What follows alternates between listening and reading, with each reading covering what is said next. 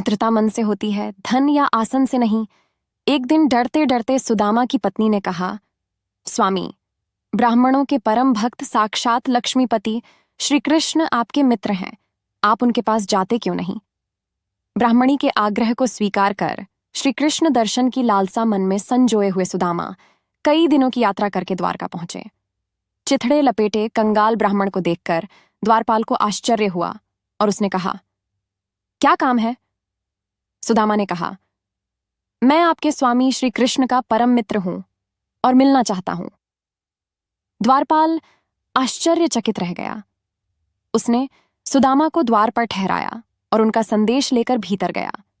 द्वारपाल के मुख से सुदामा शब्द सुनते ही भगवान श्री कृष्ण ने जैसे अपनी सुध बुध खो दी और नंगे पांव ही दौड़ पड़े। उन्होंने सुदामा को हृदय से लगा लिया। भगवान की दीनवत्सलता देखकर सुदामा की आंखें बरस पड़ीं। भगवान श्री कृष्ण सुदामा को अपने महल में ले गए। उन्होंने बचपन के प्रिय सखा को पलंग पर बैठाकर उनका चरण धोना प्रारंभ किया और मित्र प्रेम में व्याकुल भगवान श्री कृष्ण के नेत्रों की वर्षा से ही मित्र के पैर धुल गए।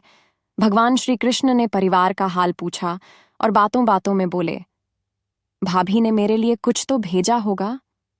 सुदामा संकोचवश पोटली छिपा रहे थे, परंतु स्वयं नारायण से क्या छिप सका है। उन्होंने चावल की पोटली छीन ली और उसे खोलते ही कहा, वाह, इतना स्वादिष्ट पदार्थ तुमने मुझसे छिपाकर क्यों रखा है? इस पर तो मेरा अधिकार है। ये कहते हुए एवं उसकी प्रशंसा करते हुए एक एक मुट्ठी खाने लगे। अधिक समय बीतने के बाद सुदामा ने घर लौटने की इच्छा प्रकट की। प्रभु स्वयं उन्हें द्वार तक छोड़ने भी गए, परंतु सुदामा के मन में अभी भी पीड़ा थी, क्योंकि मित्र ने उन्हें कुछ दिया नहीं।